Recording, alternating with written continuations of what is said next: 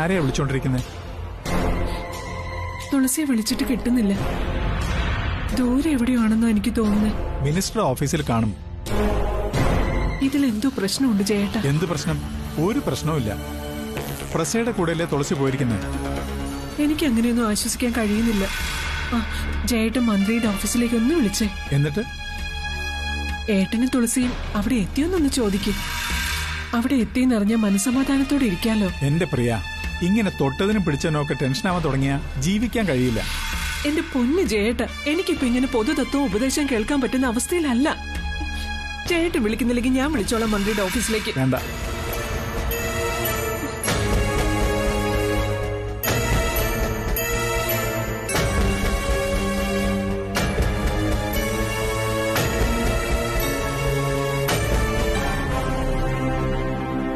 Hello, minister ഉണ്ടോ അവിടെ? ആ ശരി. എന്താ ജയേട്ടാ? അത് മിനിസ്റ്റർ ഇപ്പൊ സ്ഥലത്തില്ല, വിദേശത്താണെന്ന്. ഞാൻ പറഞ്ഞില്ലേ എന്തോ കള്ളത്തരുണ്ടെന്ന്. ഈശ്വര, എന്റെ തുളസി മോള്, അവൾക്കൊരാപത്തും വരാതിരുന്നാ മതിയായിരുന്നു. ജയേട്ടാ, നമുക്ക് പോലീസ് സ്റ്റേഷനിൽ വിവരം അറിയിച്ചാലോ? നീ എന്തൊക്കെ ഭ്രാന്തായി പറയുന്നേ? പ്രസ ആരാ നീ മറന്നുപോയോ? അതുകൊണ്ട് മാത്രമാ മോളെ നീയും ആദ്യമായിട്ടുള്ള വിവാഹത്തിന് ഈ മാമൻ തടസ്സം നിന്ന്. ഇനി നിനക്ക് തീരുമാനിക്കാം എന്ത് വേണോ. ഈ ലോകത്ത് മറ്റാരേക്കാളും ഞാൻ എന്റെ അനിയത്തെ സ്നേഹിച്ചുകൂടി. ആ കുറ്റത്തിന് ദൈവം എനിക്ക് തന്ന ശിക്ഷയാണിത്. ആദിക്ക് നിനക്ക് മോഹം തന്നിട്ട് ഒരുമിച്ച് ജീവിക്കാൻ സമ്മതിക്കാത്ത ദുഷ്ടനാ ഞാൻ. പ്രസാദ് ഇക്കാര്യത്തിൽ കുറ്റക്കാരനല്ല. തുളസിയും ആദിയും ആരും കുറ്റക്കാരല്ല. വിധിയുടെ വിളയാട്ടമാണെല്ലാം. ആ വിളയാട്ടത്തിൽ ഉഴുതുമറിക്കപ്പെട്ട പാവം ജീവികളാണ് നമ്മളെല്ലാവരും. പ്രതിവിധിയില്ലാത്ത കാര്യമാണ്. ഉണ്ടായിരുന്നെങ്കിൽ എല്ലാം വിറ്റുപെറുക്കിയിട്ടാണെങ്കിൽ ഞാനത് ചെയ്തേനെ. അങ്ങനെയെങ്കിലും നിന്നെ ആദ്യം ഞാൻ ഒരുമിപ്പിക്കുമായിരുന്നു. പറഞ്ഞല്ലോ, ആദി തുളസി വിവാഹം ചെയ്യുന്നതിൽ മറ്റു തടസ്സങ്ങളൊന്നുമില്ല. ശാസ്ത്രവിധി പ്രകാരം വിവാഹം കഴിഞ്ഞ 3-ാം നാൾ തുളസിയുടെ അമ്മയ്ക്ക് മരണം സംഭവിക്കും.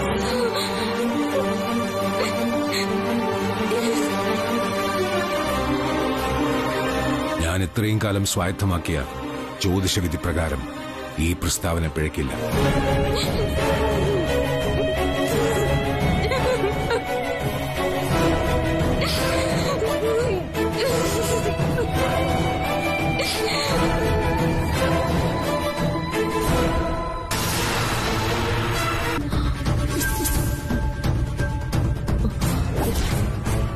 പ്രസാദേട്ടൻ എന്തിന്? കൂടെ അവളുമുണ്ടായിരുന്നു, തുളസി.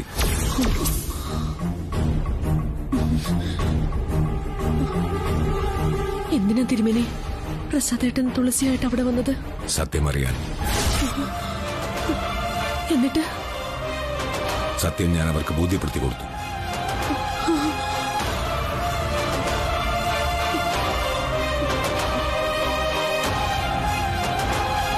എല്ലാം തുറന്നു പറയേണ്ടി വന്നോ? എന്റെ നിലനിൽപ്പിന് മുകളിൽ ഞാൻ കുഴിവെട്ടുവോ? കനകദുർഗ വിഷമിക്കണ്ട. എന്തുകൊണ്ട് പ്രസാദ് തുളസിയുടെയും ആദിയുടെയും വിവാഹം നടത്തിക്കൊടുക്കുന്നില്ല എന്ന ചോദ്യത്തിന് ഒരു ഉത്തരമായിരുന്നു പ്രസാദിനെ തുളസിക്ക് മുന്നിൽ ബോധ്യപ്പെടുത്തി കൊടുക്കേണ്ടിയിരുന്നത്. ആ ഉത്തരം ഞാൻ തുളസിക്ക് വിവരിച്ചു കൊടുത്തിട്ടുണ്ട്. തിരുമേനി എന്താ തുളസിയോട് പറഞ്ഞത്? നമ്മൾ ഇത്ര കാലം എന്താണോ പ്രസാദിനെ പറഞ്ഞു വിശ്വസിപ്പിച്ചിരുന്നത് അത് തന്നെ.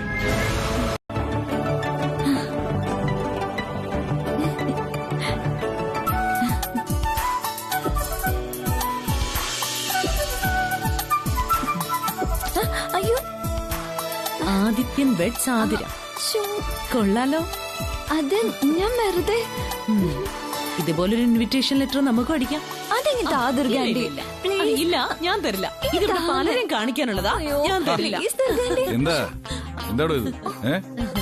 അതോ, ഇത് നമ്മുടെ മോന്റെ വെഡിങ് ഇൻവിറ്റേഷനാ. ആദിയുടെ വെഡിങ് ഇൻവിറ്റേഷൻ. ആ, ദാ നോക്കി. ആദിത്യൻ വെഡ്സ് ആതിര. ഇത് ആ ലെറ്ററിലുണ്ടായിരുന്ന വധൂവരന്മാരുടെ പേര് മാറ്റിയിട്ടേ അവൾ ആദിന്നും ആതിരയെന്നും ആക്കിയിരിക്കുക. ഇനിയിപ്പോ വൈകിക്കണ്ടോ? ഇതുപോലൊരു വെഡിങ് കാർഡ് ശരിക്കും കമ്പോസ് ചെയ്യണം. എന്നിട്ട് ആദിയുടെയും ആതിരയുടെയും വിവാഹം നമുക്ക് ഉടനെ നടത്താം.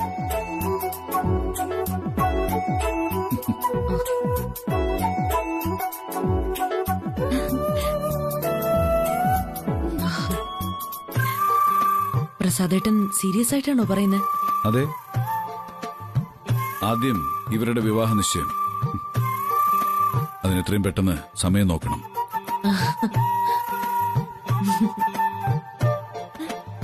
നിന്റെ ആദിയുടെയും വിവാഹ നിശ്ചയം ഉടനെ നടത്തണമെന്ന്.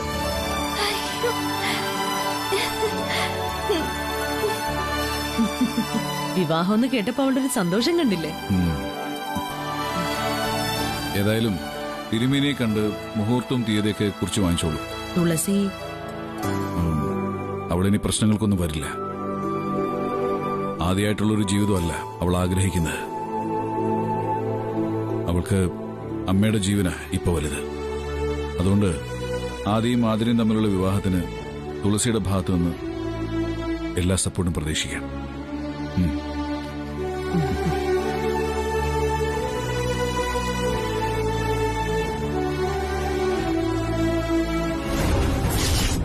എന്നിട്ട് ഈ പറഞ്ഞൊന്നും അവർക്ക് ബാധകമല്ലല്ലോ. നമ്മുടെ ജീവിതം എവിടെയെങ്കിലും ചെന്നെത്തട്ടെ. നമ്മളെ ജീവിതകാലം മുഴുവൻ സങ്കടപ്പെടട്ടെ. അവരുടെ പിടിവാശി നടന്നതിന്റെ പേരിൽ സന്തോഷിക്കട്ടെ. അതല്ലേ നിന്റെ എന്റെ ത്യാഗത്തിന്റെ ഫൈനൽ റിസൾട്ട്. തുളസി, നീ ഇനിയെങ്കിലും ഒന്ന് പ്രാക്ടിക്കൽ ആവ്. ഞാൻ എത്ര പ്രാവശ്യം നിന്നോട് എന്തൊക്കെ പറഞ്ഞു. എല്ലാത്തിൽ നിന്നും നീ ഒഴിവായി. എന്നെ ഇഷ്ടമില്ലായിരുന്നു നിനക്കെങ്കിലേ ഞാനൊന്നും പറയില്ലായിരുന്നു. നിനക്ക് എന്നെ പിരിയാനുള്ള മനസ്സില്ല, ഉണ്ടോ? പറ, എനിക്കത് ഇന്ന് അറിയണം. അതെ, നിന്റെ സ്നേഹം എനിക്കറിയാം. നമ്മൾ തമ്മിലുള്ള ഇഷ്ടം ഇന്നും ഇന്നലെ തുടങ്ങിയതല്ലോ. ഞാൻ ജനിച്ച അതേ സമയത്താണ് നീയും ജനിച്ചത്. നമ്മൾ ഈ ലോകത്തെ കണ്ടു തുടങ്ങിയത് ഒരുമിച്ചാ. അങ്ങനെയല്ലേ നമ്മുടെ ഇഷ്ടം ഇങ്ങനെയായത്? അക്കാര്യത്തിൽ എനിക്ക് ഒരു സംശയമില്ല. പക്ഷേ എന്ത് പക്ഷേ? ഇങ്ങനെയല്ല നീ പറയും. സ്നേഹത്തിന്റെ മൗത്ത് നീ വാതൊരാതെ സംസാരിക്കുകയും ചെയ്യും. എന്നാ ഒരു തീരുമാനം എടുക്കാൻ പറഞ്ഞാൽ അത് ചെയ്യയില്ല. നിന്റെ മനസ്സിൽ എന്താ തുളസി? ഞാൻ പറഞ്ഞില്ലേ ആദ്യം, ഇത്രയും നാളും നിനക്ക് അമ്മയെന്ന് പറഞ്ഞ പേടിയായിരുന്നില്ലേ? ദുർഗാമ്മയ്ക്ക് എന്നെ ഇഷ്ടമില്ലാത്തതുകൊണ്ടല്ലേ നീ പലതും എന്നിൽ നിന്ന് ഒളിച്ചു വെക്കുകയും നിന്റെ ഇഷ്ടം പ്രകടിപ്പിക്കാതിരിക്കുകയും ചെയ്തത്? തുളസി, അത് അന്ന് നമ്മളെ ചെറിയ കുട്ടികളാ. അച്ഛന്റെ അമ്മയുടെ നിഴലിൽ ജീവിക്കുന്ന രണ്ട് കുട്ടികൾ. ഇന്ന് അങ്ങനെയല്ല. നമ്മളിപ്പോ മുതിർന്ന രണ്ട് വ്യക്തികളാ. ഇപ്പോ നമുക്ക് വിവാഹം ആലോചിക്കുന്നു. എന്നിട്ടും നമുക്കൊരു തീരുമാനം എടുക്കാൻ കഴിയില്ലെന്ന് വെച്ചാൽ അത് വലിയ കഷ്ടമാണ്. തുളസി, ഇത് കണ്ടോ? ഇത് നോക്ക്. ഇതിലെന്താണെന്നറിയാവോ?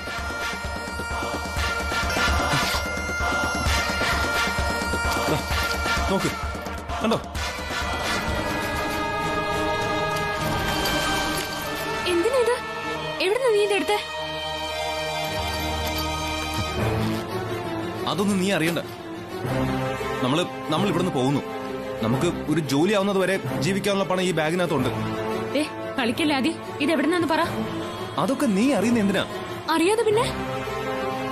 അതെ, ഒരു പോലീസ് ഓഫീസറുടെ മകനായ ഞാൻ ഏതായാലും മോഷ്ടിക്കാനൊന്നും പോവില്ല. പിന്നെ ആരാ നിനക്ക് തന്നെ? ഇത്രയും ആഭരണങ്ങൾ തരാൻ പറ്റിയ ഫ്രണ്ട്സ് ഒന്നും നിനക്കില്ല. നീ ഇത്രയ്ക്ക് തരം താണല്ലോ. സ്വന്തം വീട്ടിൽ നിന്ന് എന്തെടുത്താലും അത് മോഷണമൊന്നുമല്ല. കൊള്ളാം, സൂപ്പർ കണ്ടുപിടുത്തം. നീ ദുർഗാമ്മയോട് പറഞ്ഞിട്ടാണോ ഇതെടുത്ത്? പറയടാ, ദുർഗാമ്മ അറിഞ്ഞോണ്ടാണോ ഇതെടുത്തേന്ന്? അല്ല. ഒരു വസ്തു ആരും അറിയാതെ എവിടെ നിന്നെടുത്താലും അത് മോഷണോ? അത് സ്വന്തം വീടായാലും ശരി, മറ്റേത് സ്ഥലമായാലും ശരി. പോടി. എന്റെ വീട്ടിൽ നിന്ന് ഞാൻ എന്തെടുത്താലും അത് മോഷണമാവുന്ന എങ്ങനെയാ? എനിക്ക് അവകാശപ്പെട്ടതെല്ലാം. കഷ്ടം. ഒരു പോലീസ് കമ്മീഷണറുടെ മകൻ എന്ന് പറയുന്ന കേട്ടില്ലേ? എടാ, ഒരു ഫോൺ കോൾ ചെന്നാ ഈ നിമിഷം നീ പോലീസിന്റെ പിടിയില്ല. അവിടെ സ്വന്തം ബന്ധമൊന്നുമില്ല. എന്റെ വീട്ടിൽ നിന്ന് ആഭരണം ആരോ മോഷ്ടിച്ചു എന്നാണ് ദുർഗാമ്മ കംപ്ലൈന്റ് പറയാൻ പോകുന്നത്. ആ അന്വേഷണം നിന്നിലേക്ക് എത്തിയ നീ കുറ്റവാളിയാ. ദുർഗാ പ്രസാദ് എന്ന വ്യക്തിയുടെ സ്വർണ്ണാഭരണങ്ങൾ മോഷ്ടിച്ച മോഷ്ടാവ്. അമ്മയും മകനും എന്ന പരിഗണനയൊന്നും പോലീസിനുണ്ടാവില്ല. നീ ഇങ്ങനെ തട്ടിക്കയറുന്നതേ എന്നെ പിന്തിരിപ്പിക്കാനല്ലേ? അത് മനസ്സിലാക്കാനുള്ള സാമാന്യ ബോധമൊക്കെ എനിക്കുണ്ട്. സാമാന്യ ബോധമൊന്നല്ല, ഒരു തരി ബോധം പോലും നിനക്കില്ല. ഉണ്ടായിരുന്നെങ്കിലേ ഇത് ചെയ്യുമായിരുന്നില്ല. അതെ, നീ ഇതുമായിട്ട് വീട്ടിൽ പോ. എടുത്തെടുത്ത് തന്നെ തിരിച്ചു വെക്ക. റോസി, നിനക്ക് എന്റെ ഒപ്പം ജീവിക്കണമെന്ന് ആഗ്രഹമില്ലേ? ഉണ്ട്, പക്ഷെ ഒരു മോഷ്ടാവ് എന്ന പേരിലായിരിക്കരുത്. നീ എന്തൊക്കെയാ ഈ പറയുന്നത്? ഞാൻ പറഞ്ഞില്ലേ, എന്റെ അമ്മയുടെ സ്വർണ്ണാഭരണങ്ങളാണിത്. ഇത് ഞാൻ എടുത്തെന്നറിഞ്ഞാ അമ്മ എവിടെയും കംപ്ലൈന്റ് ചെയ്യാൻ പോകുന്നില്ല. ആ, അത് നിന്റെ തോന്നല. അത് ശരിയാണെന്ന് തന്നെ ഇരിക്കട്ടെ. ഈ ആഭരണങ്ങളുമായി നമ്മൾ ഒളിച്ചോടിയ നമ്മൾ ഇത്രയും നാളും നമ്മുടെ മാതാപിതാക്കൾക്ക് നൽകിയ സ്നേഹവും ബഹുമാനവും ഒക്കെ ഇല്ലാതാവില്ലേ? നിന്റെ അമ്മ എന്തെങ്കിലും കടുത്ത ചെയ്യില്ലെന്ന് എങ്ങനെ അറിയാം?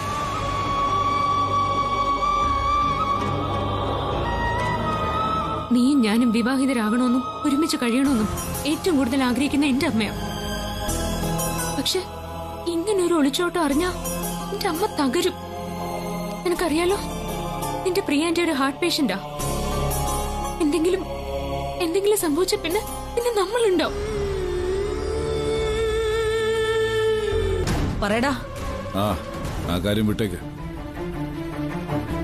നടക്കാതെ പോയ ഈ ഒളിച്ചോട്ടത്തിന്റെ കാര്യം തൽക്കാലം നീ മറന്നേക്ക്. തുളസിയല്ല, ആതിര.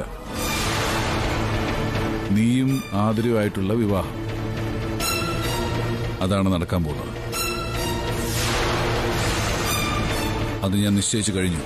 അത് അച്ഛൻ മാത്രം നിശ്ചയിച്ചാ പോരല്ലോ. മതി, ഞാൻ മാത്രം നിശ്ചയിച്ചാ മതി.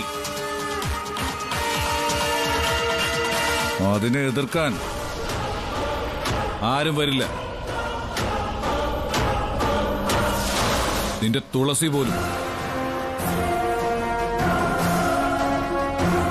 എടാ, തുളസി നിന്റെ ഭാര്യയായി ജീവിതത്തിലേക്ക് കടന്നു വരുമെന്ന് നീ ഒരിക്കലും പ്രതീക്ഷിക്കണ്ട. അവള് വരില്ല. അതിന്റെ ആദ്യ സൂചനയാ അവള് നിനക്ക് ഇപ്പൊ തന്നത്. അതുകൊണ്ട് ഇനിയും അവളുടെ പിന്നാലെ ഇങ്ങനെ പെട്രോൾ ഒഴിച്ച് വണ്ടി ഓടിക്കണ്ട. അത് വെറുതെ മാത്രം.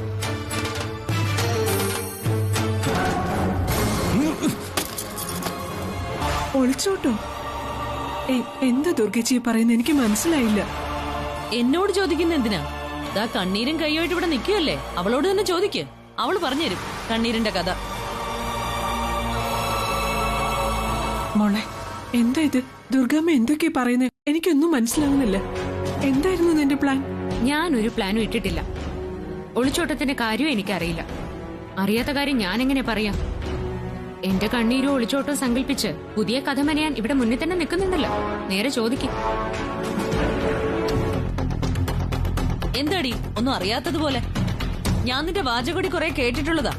നീയല്ലേടി പ്ലാനുകളൊക്കെ ഉണ്ടാക്കിയത്? ആദ്യോട് സ്വർണവും പണവും എടുത്തോണ്ട് വാ, നമുക്ക് ഒളിച്ചോടാന്ന് നീയല്ലേ പറഞ്ഞത്?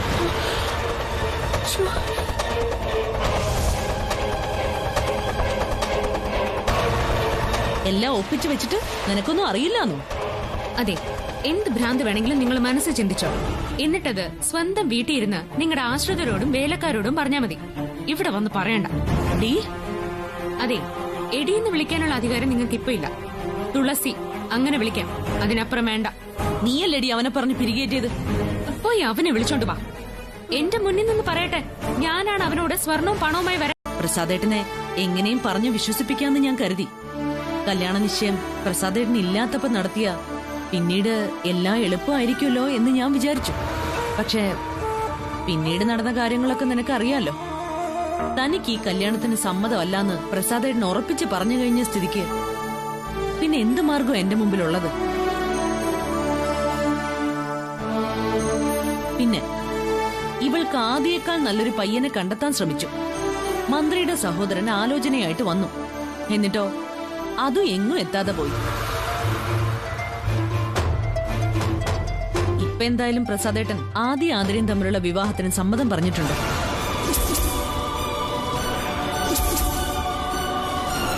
അദ്ദേഹത്തിന്റെ ഒരു തീരുമാനത്തെ എതിർക്കാനുള്ള ശക്തി എനിക്കില്ലാന്ന് പ്രിയക്കറിയാലോ.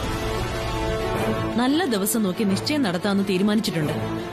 അപ്പോഴേക്കും ഇവൾ ആദിക്ക് ഉപദേശമായിട്ട് ഇറങ്ങി. നിർത്ത. ഞാൻ ആർക്ക് എന്ത് ഉപദേശം നൽകിയെന്നാ നിങ്ങൾ പറഞ്ഞുകൊണ്ട് വരുന്നേ? ഇവളും അവനെ ഒളിച്ചോടാൻ നോക്കി. അതെ, ഇവളെന്ന് പറയണ്ട, അവൻ എന്ന് മാത്രം പറഞ്ഞാ മതി. പ്രിയെ, നീ ഒന്ന് ആലോചിച്ച് നോക്ക്. ഈ നാട്ടിൽ ഞങ്ങളുടെ നിലയും വിലയും എന്താവുമായിരുന്നു? നിങ്ങക്ക് പിന്നെ കുഴപ്പമൊന്നുമില്ല. അതുപോലാണോ ഞങ്ങള്? ACP കൃഷ്ണപ്രസാദിന്റെ മകൻ ഒരു പെണ്ണുമായിട്ട് ഒളിച്ചോടിയെന്ന് പുറത്ത് നാട്ടുകാരറിഞ്ഞ ഞങ്ങളുടെ അവസ്ഥ എന്തായിരിക്കും? അയ്യോ, നിലയുടെയും മാന്യതയുടെയും ചരിത്രം ഒന്നും പറയണ്ട. ഞാനാണ് നിങ്ങളുടെ മകന്റെ അടുത്ത് ഒളിച്ചോടാനൊന്നും എന്നെ കിട്ടില്ല എന്നും മര്യാദയ്ക്ക് വീട്ടിൽ പോകാനും പറഞ്ഞത്. പിന്നെ നീ ഇപ്പൊ ഇങ്ങനെ പറഞ്ഞ ഞാൻ നിന്നെ അങ്ങ് വിശ്വസിക്കുന്നാണോ നീ വിചാരിച്ചു വെച്ചിരിക്കുന്നത്? നീ ഏതാ ഇനമെന്ന് എനിക്ക് അറിയാവുന്നതല്ലേ. ഓ, ഒരു നേരം ഭക്ഷണം കഴിച്ചില്ലെന്ന് വെച്ച് മരിച്ചൊന്നും പോവില്ല. നിന്റെ വിവാഹ നിശ്ചയ വരാൻ പോകുന്നേ. മെലിഞ്ഞു പോയാ മോശമാണ്.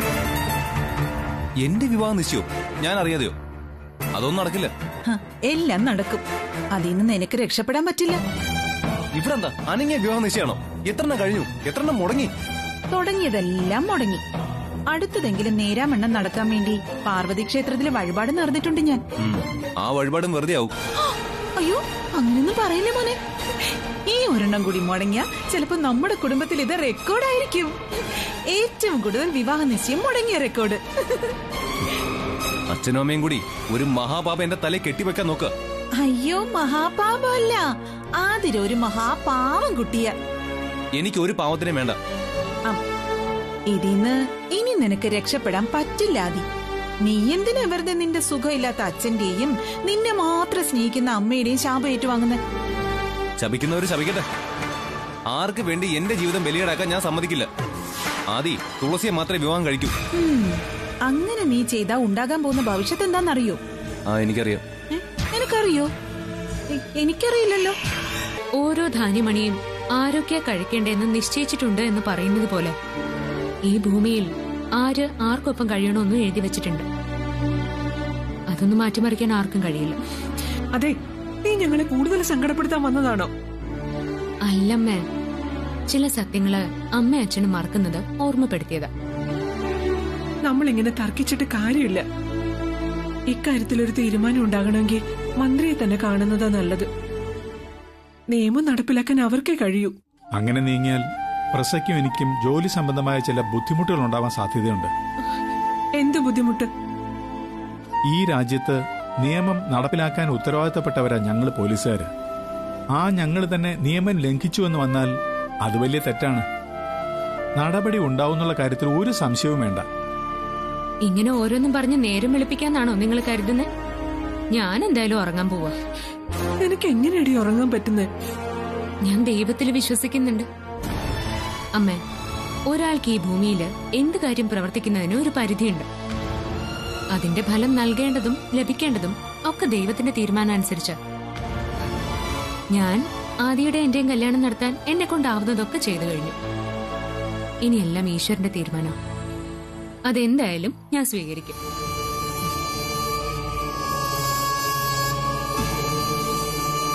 അതെ, നിങ്ങൾ രണ്ടുപേരും എല്ലാം ദൈവത്തിന് സമർപ്പിക്കുക. അവിടുത്തെ തീരുമാനം എന്തായാലും അത് സ്വീകരിക്കാൻ തയ്യാറാവ്.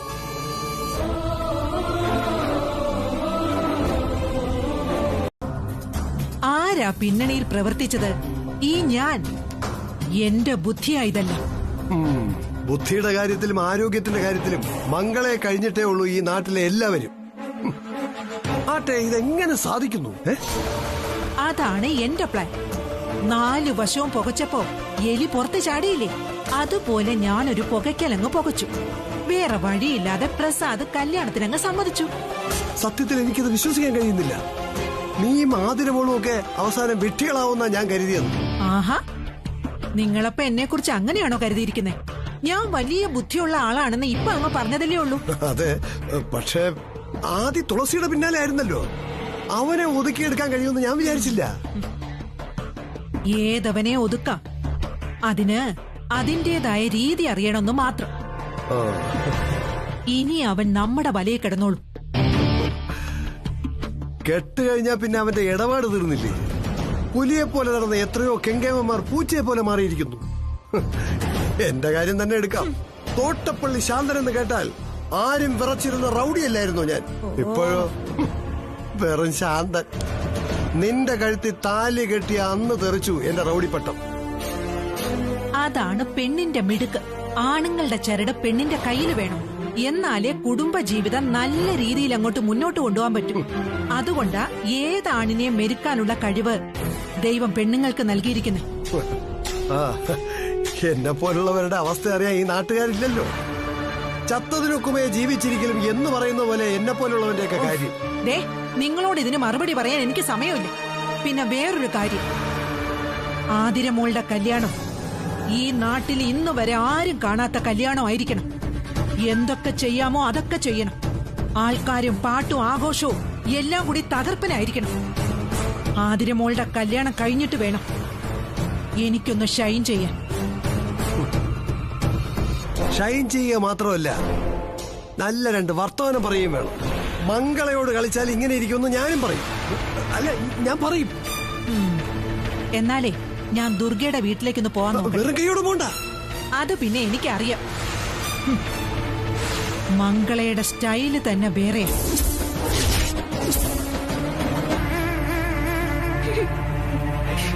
എല്ലാം അവസാനിച്ചല്ലോ. എത്ര പ്രാർത്ഥിച്ചു, എത്ര വഴിപാട് നേർന്നു ഞാൻ. എന്നിട്ടും എന്റെ കണ്ണീരിന് ഒരു വിലയും ഉണ്ടായില്ല. എന്റെ പ്രാർത്ഥനയ്ക്ക് ഒരു ഫലം ഉണ്ടായില്ല. ഇനി എനിക്കൊന്നും പറയാനില്ല, അപേക്ഷിക്കാനുമില്ല.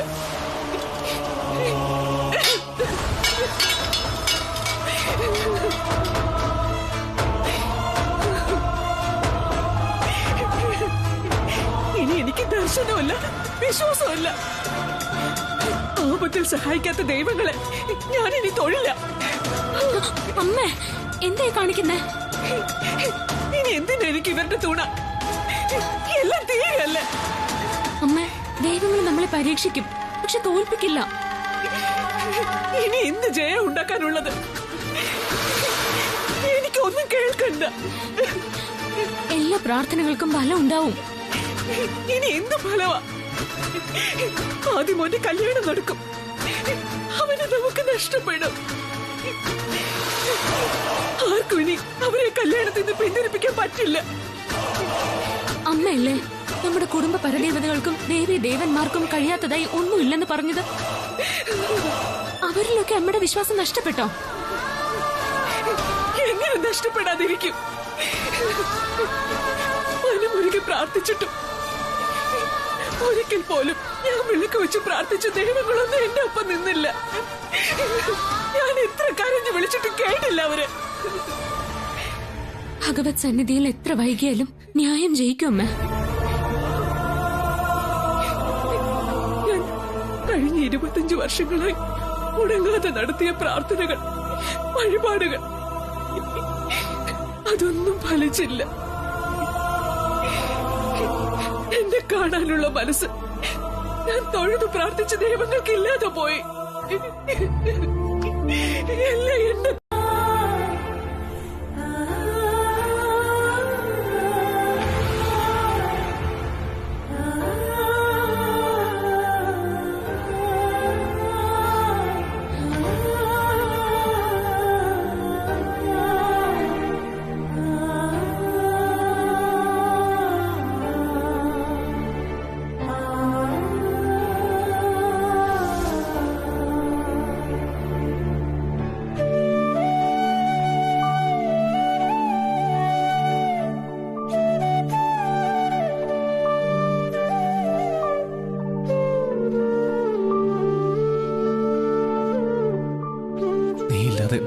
എനിക്ക് ജീവിക്കാൻ വയ്യ തുളസി. ഈ ജന്മം നമുക്കിനി ഒന്നിക്കാൻ കഴിയില്ലെന്ന് എനിക്ക് മനസ്സിലായി. ഇനി എന്തിന് ഞാൻ ജീവിക്കണം? ആർക്കു വേണ്ടി ജീവിക്കണം? ഞാൻ തോറ്റുപോയി തുളസി. സോറി. വാതില് തുറന്നേ. പ്രസാദേട്ടാ, ആദി, ഡാ, എടാ വാതിൽ തുറക്ക്. ആദി, ആദി ഞങ്ങൾ പറയുന്നൊന്ന് കേൾക്ക്. നീ വാതിൽ തുറന്നേ. ആദി വാതിൽ തുറക്ക്. ആദി, പ്രസാദേട്ടാ. ആദി, ആദി, ആദി.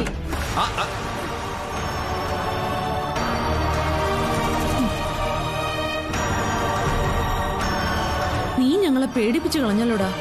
മനസ്സ് മരിച്ചവനാ ഞാൻ. ഇനി ഒരിക്കൽ കൂടി മരിക്കുമെന്നുള്ള പേടി വേണ്ട. എന്താടാ ഇത്? നീ എന്തൊക്കെയായി പറയുന്നേ? ഒരു വിലയില്ലാത്ത ജീവിതമല്ലേ. അപ്പൊ എനിക്ക് എന്തും പറയാം. ആർക്കും എങ്ങോട്ട് വേണമെങ്കിലും തട്ടിക്കളിക്കാവുന്ന ഒരു കളിപ്പന്ത്. എവിടെ പോയി വീണാലെന്ത്, എങ്ങോട്ട് തെറിച്ചാലെന്ത്. എടാ, ഞങ്ങൾ തെറ്റു ചെയ്തു എന്നാണോ നീ പറയുന്നത്? തെറ്റും ശരിയൊക്കെ നിശ്ചയിക്കാൻ ഞാനാര്? ഓരോരുത്തർക്കും അവരവരുടെ ശരികളാണല്ലോ. നിങ്ങളുടെ ശരികൾക്കനുസരിച്ച് എന്റെ തെറ്റുകൾ ശരികളാവണം. അതല്ലേ ഇപ്പൊ വേണ്ടത്. നീ ഇങ്ങനെ ഞങ്ങളെ വിഷമിപ്പിക്കല്ലേ ആദി. ഞാൻ എങ്ങനെയാ നിങ്ങളെ വിഷമിപ്പിക്കുന്നേ? നിങ്ങൾക്ക് ഒരു വിഷമം വരരുതെന്നല്ലേ ഞാൻ ആഗ്രഹിക്കൂ. എന്ത് നഷ്ടം വേണമെങ്കിലും എനിക്കുണ്ടായിക്കോട്ടെ, അത് ഞാൻ സഹിക്കും. പക്ഷേ അച്ഛനും അമ്മയ്ക്കും ഒരു വിഷമം ഉണ്ടാവരുത്. മക്കളുടെ ജീവിതത്തിന്റെ അർത്ഥം തന്നെ മാതാപിതാക്കളുടെ സന്തോഷമാണല്ലോ. നീ ഞങ്ങളെ കളിയാക്കുകയാണെന്ന് ഞങ്ങൾക്ക് മനസ്സിലായി. അയ്യോ അമ്മേ, അമ്മ അങ്ങനെ കരുതരുത്. നിങ്ങളെ കളിയാക്കിയിട്ട് എനിക്ക് എന്ത് കിട്ടാനാ? എന്നെ പ്രസവിച്ച് എന്നെ വളർത്തി വലുതാക്കിയ എന്റെ അമ്മ, എന്റെ എല്ലാമായ അച്ഛൻ, നിങ്ങൾക്കാണ് എന്റെ എല്ലാ അവകാശവും. അനുസരിക്കാൻ ബാധ്യസ്ഥനാണല്ലോ ഞാൻ.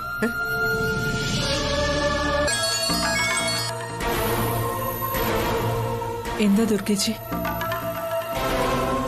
വിശേഷങ്ങളെല്ലാം അറിഞ്ഞിട്ടുണ്ടാവുമല്ലോ. ഇവിടെ നടക്കുന്നതെല്ലാം വിശേഷങ്ങളല്ലേ ദുർഗേച്ചി? അതുകൊണ്ട് അതിലേതാ ദുർഗേച്ചി ഉദ്ദേശിച്ചെന്ന് മനസ്സിലാവുന്നില്ല. നിനക്കെന്നോട് പരിഭവം ഉണ്ടാവൂന്നറിയാം. നിനക്ക് മാത്രമല്ല, ജയനും തുളസിക്കും എല്ലാം. എനിക്ക് ആരോടും പരിഭവം പിണക്കൊന്നുമില്ല. അങ്ങനെ എന്തെങ്കിലും ഉണ്ടെങ്കിൽ അതെല്ലാം എന്നോട് തന്നെയാ. ഞാൻ വഴക്കു പറയുന്നതും പിണങ്ങുന്നതും ശപിക്കുന്നതുമെല്ലാം എന്റെ ജന്മത്തിനോടും പാപത്തിനോടും മാത്രം. സ്വയം ശപിക്കേണ്ട കാര്യമൊന്നുമില്ല. എല്ലാത്തിനുമേ ഒരു യോഗം വേണം പ്രിയെ.